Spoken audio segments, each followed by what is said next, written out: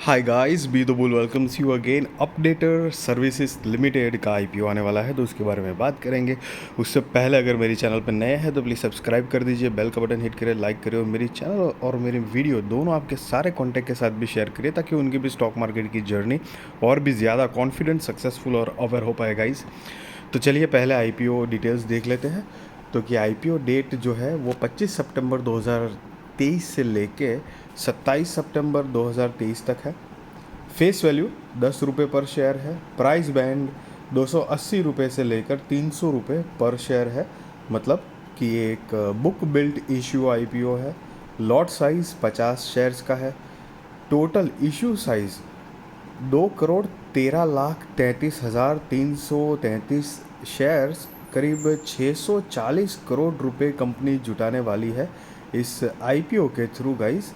और उसमें से 1,33,33,333 शेयर्स फ्रेश इश्यूज़ के माध्यम से आएंगे, जिससे कंपनी 400 करोड़ रुपए जुटाएगी। और ऑफ़र फॉर सेल के ज़रिए 80 लाख शेयर्स आएंगे, वही 10 की फेस वैल्यू से, और जिससे कंपनी 240 करोड़ रुपए जुटाने वाली है।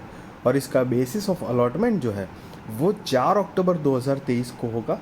सो अगर आपने अप्लाई किया है और आपका आईपीओ नहीं लगता है तो रिफ़ंड की इन्फॉर्मेशन जो है वो आपको 5 अक्टूबर 2023 को मिल जाएगी। और अगर आपका आईपीओ लग जाता है तो आपके डीमेट अकाउंट में शेयर्स जो है वो क्रेडिट हो जाएंगे 6 अक्टूबर 2023 को। लिस्टिंग डेट 9 अक्टूबर 2023 है।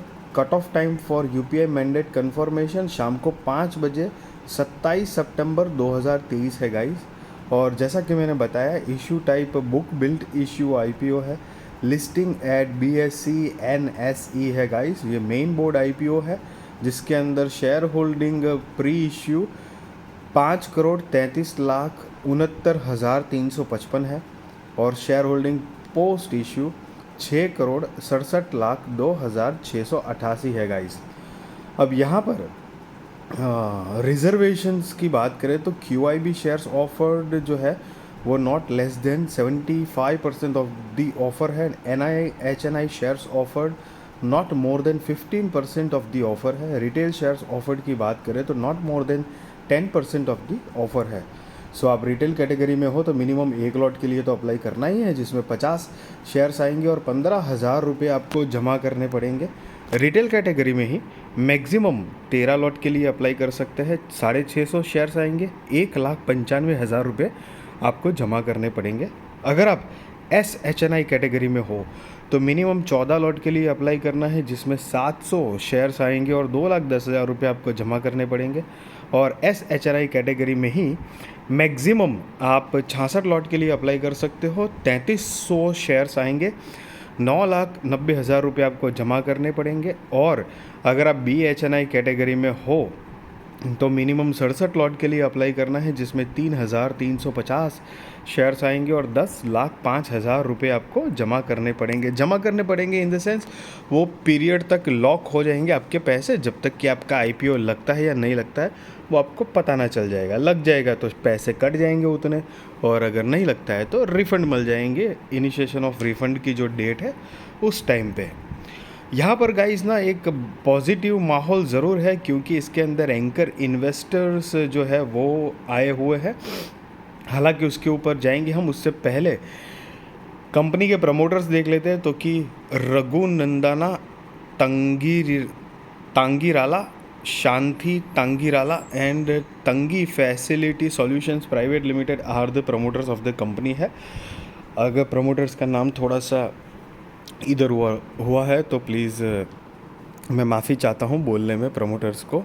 और जिनकी अभी शेयर होल्डिंग प्री इशू 80.58% है और शेयर होल्डिंग पोस्ट इशू यहाँ पर दिया नहीं गया है।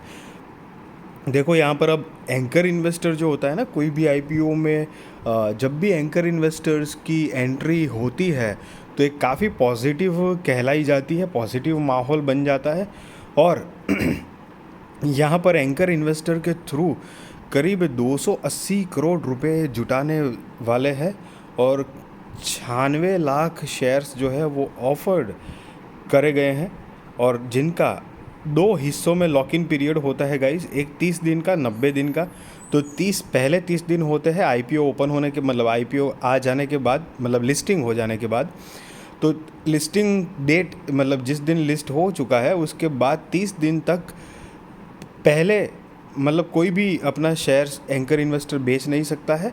मतलब 30 दिन के बाद 50% का हिस्सा बेच सकता है और उसके बाद 90 दिन तक वापस बाकी के 50% का हिस्सा नहीं बेच सकता है। मतलब 90 दिन के बाद 50% का जो हिस्सा है वो बेच सकता है। तो कि पहले 50% जो है 30 दिन के लिए, वो उसकी डेट है 17 नवंबर 2023। और दूसरा 90 दिन वाला जो है बचे हुए 50% के लिए, तो कि उसकी डेट है 13 फरवरी 2024। सो गाय एंकर इन्वेस्टर तो इन्वेस्टर्स मतलब इन्वेस्टेड है, तो ये एक बहुत ही पॉजिटिव बात ज़रूर कहलाई जाएगी।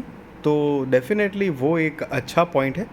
कंपनी के बिजनेस के बारे में एक रफ अगर आइडिया ले ले तो 1990 से कंपनी इनकॉर्पोरेटेड है और कंपनी जो है वो management services and business support services देती है, जो अपने B2B माध्यम से भी देती है, बिजनेस टू बिजनेस, और साथ ही में दो हिसाब से देती है, एक तो IFM और दूसरा है BSS सेगमेंट। तो IFM सेगमेंट में ऐसा कुछ है कि production support services, soft services, engineering services, washroom and feminine hygiene, warehouses management, general staffing and more. और BSS सेगमेंट में जो है वो एडल्ट and assurance services through the subsidiary matrix और UDS ऑल्सो ऑफर।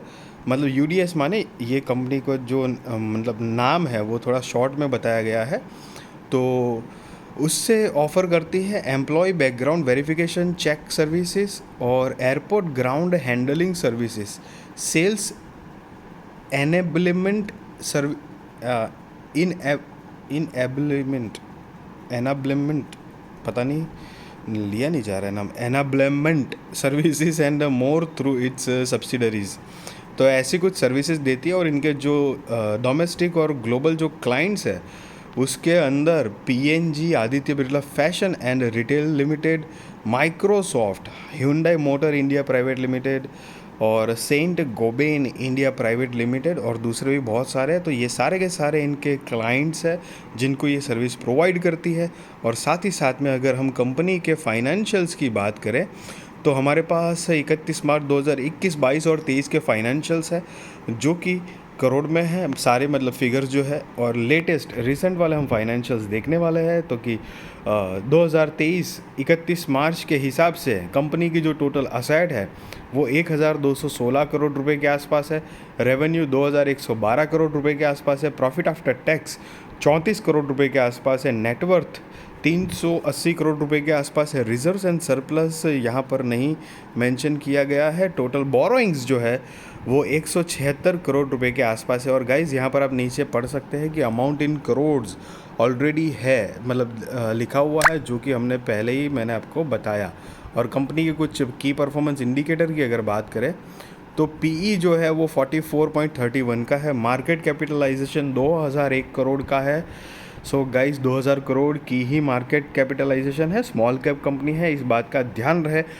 हालांकि एंकर इन्वेस्टर है तो वो काफ़ी पॉजिटिव एटीट्यूड तो है, लेकिन देखो कभी भी आप IPO में इन्वेस्ट करो या वैसे नॉर्मल स्टॉक में इन्वेस्टमेंट करो, कभी भी वो थॉट के साथ नहीं करना चाहिए कि एंकर इन्वेस्टर या कोई बड़ा इन्वेस्टर, मतलब जैसे स्टॉक की बात करें तो कोई बड़ा इन्वेस्टर या बड़े इंस्टीट्यूशन ने पैसे इन्वेस्ट किए हैं तो चलो चलो हम भी कर लेते हैं ना।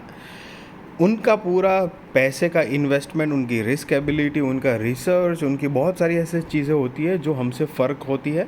तो हमको हमारे हिसाब से हमारी सारी सिचुएशंस देख के हमको इन्वेस्ट करना चाहिए। और सी गाइज, मैं कोई आपको बाय और सेल रिकमेंडेशन नहीं दे रहा हूँ, वो डेफिनेटली आप अपने रिस्क रिसर्च और फाइनेंशियल एडवाइज़र को पूछ कर करना। और ना ही मैं आपको ये बता रहा हूँ कि आप IPO में अप्लाई करो या ना करो, वो भी आपके ऊपर डिपेंड है। बट एक मेरा पॉइंट ऑफ व्यू बता रहा हूँ आपको, जितना मतलब मैं जिस तरह से इन्वेस्टमेंट करता हूँ वो मैं बता रहा हूँ गाइज। मतलब मेरी इन्वेस्टमेंट जो स्टाइल है वो थोड़ा, मतलब मेरा पॉइंट ऑफ व्यू शेयर कर रहा हूँ आपके साथ। तो 2000 करोड़ की मार्केट कैपिटलाइजेशन है, स्मॉल कैप कंपनी है, ROE 9.40% का है, ROC 14.17% का है, डेट टू इक्विटी 0.46 का है, EPS 6.77 का है, RONW 9.34% का है। और यहाँ पर कंपनी का जो ऑब्जेक्ट ऑफ इश्यू है, मतलब IPO लाने की वजह, तो कि repayment and prepayment of certain borrowings avail by the company है, मतलब कर्जा चुकाना चाहते हैं, funding the working capital requirements, pursuing inorganic initiatives, और चौथा है जनरल कॉरपोरेट पर्पस। तो ये कुछ कंपनी ने अपने मतलब रीजंस दिए हुए हैं।